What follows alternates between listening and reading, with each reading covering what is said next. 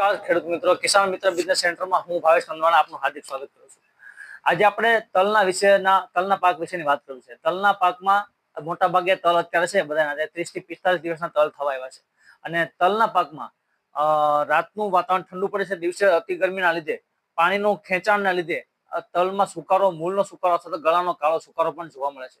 તો આવા સુકારામાં આપણે શું પગલાં લઈએ જેથી કરીને આપણો સુકારો અટકે અને ઉત્પાદન વધુ મેળવી શકીએ? તો તેના માટે સૌથી પહેલા તો આવા ટેમ્પરેચર વધે એવા અવસ્થામાં તલના પાકને પોષક તત્વોની જરૂર પડે છે, જેમ કે 052 છે, 1340 છે, 1261 છે। આવા તત્વો આપણે આપવા જોઈએ જેથી કરીને એને પોષણ મળે છે। હવે આના પહેલા આ જે કરીએ એના પહેલા એ જોવું છે કે સુકારો ન આવે એના માટે આપણે શું કરવું જોઈએ? તો એના માટે સૌથી પહેલા તો આપણે સલ્ફરનું પિયતમાં આપવું જોઈએ, બ્લુ કોપર છે આપવું જોઈએ। એના પહેલા આપણે એક વિડીયો નાખ્યો તો એમાં વાત કરી હતી કે ટ્રાઇકોડર્મા અને સુડોમોનાસ બેક્ટેરિયા છે એ પાણીમાં જો પિયતમાં આપ્યા હોય તો આવા પ્રકારના પ્રશ્નો છે તે નહીવત થાય છે।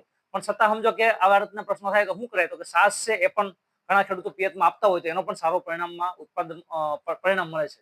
ત્યારે બીજું તો કે આવું થયા પછી હવે સમજો કે સાસ આપ્યું છે, બ્લુ કોપર આપ્યું છે, આ બધું કરીએ તો એનામાં આપણે જે તલમાં સુકારો આવે તેને અટકાવી શકીએ। પણ સમજો કે સુકારો આવી ગયો છે તો હવે એના માટે શું કરી શકાય? આ એક મોટો પ્રશ્ન છે। તો ત્યારે એક પ્રશ્ન એ છે કે સુકારો આવી જાય ત્યારે એના માટે છે ને સૌથી પહેલા તો ટ્રાઇકોડર્મા સુડોમોનાસ છે એ આપણે પાયામાં આપી દો। હવે એના માટે ટેબુકોનાઝોલ અને સલ્ફર આને પણ આપણે સ્પ્રે દ્વારા આપીએ છીએ। બીજું તો કે એઝોસ્ટ્રોબિન અને ડાયફેનાકોનાઝોલ છે, એઝોસ્ટ્રોબિન અને ક્લોરોથાનિલ છે, આવી ફૂગનાશક છે તે પણ આપણે આપી જોઈએ। અને સાથે એનપીકે જેવા કે એનપીકે ગ્રેડ છે 6018 છે, 1111 છે, અથવા તો બીજા કોઈ ગ્રેડ માસ્ટર કરીને આવે છે એવા બધા કોઈ ગ્રેડ છે તે આપવા જોઈએ જેથી કરીને તલના પાકને પોષણ મળે અને પોષક મળે। ફૂગનાશકના લીધે તે હુક્કો છે તેમાં આપણે નહીવત એવો આપણે સારામાં સારું પરિણામ મળે અને એમાં સુકારો આપણે બચાવી શકીએ। તો બીજું તો કે આવું જ્યારે આપણે સ્પ્રે કરીએ ત્યારે ખાસ એક વાતની કાળજી લેવી જોઈએ કે ફૂગનાશકના સ્પ્રે કરતી વખતે એની સાથે કોઈ પણ પ્રકારના જે એનપીકે છે 05234 છે આવા ખાતરો છે એનો ઉપયોગ બને ત્યાં સુધી ન કરવો જોઈએ જેથી કરીને સારું પરિણામ આપણને મળે।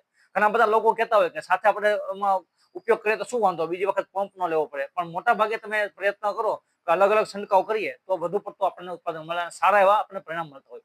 અને બીજું, અને સુકાવો આવ્યા પછી ખાસ કરીને જે મેટાલેક્સી મેન્કોઝેબ છે એ પણ એક બેસ્ટ વિકલ્પ છે। એ પણ આપણે સ્પ્રે દ્વારા છંટકાવ કરી શકીએ અને ઉપર સુકાવામાં સામે પ્રતિરોધક રીતે આપણે સારું એવું પરિણામ મળી શકે। એટલે આવી પ્રકારના 2-3 બાબતની કાળજી આપણે લઈએ તો તલના પાકમાં સૂકવો આવતો નથી અને વધુ પડતો ફાયદો થતો હોય અને ટેમ્પરેચરના લીધે મેન્ટેન પણ આપણે આ બાબતથી કરી શકીએ। એટલે માટે સૌથી વધુ મારી તમને ભલામણ એ છે કે એનપીકે પ્રકારના જે ખાતરો છે ઉપરથી આપવાના છે 05234, 1340, 1261 આવા ખાતરો આપીએ અને બીજા જે ફૂગનાશકો જે યોગ્ય સમય આપવાના આવે છે તેનો સ્પ્રે કરીએ અને વધુ પડતી કાળજી લઈએ એટલે તલના પાકમાં પણ આપણે સારું એવું ઉત્પાદન લઈ શકીએ। નમસ્કાર।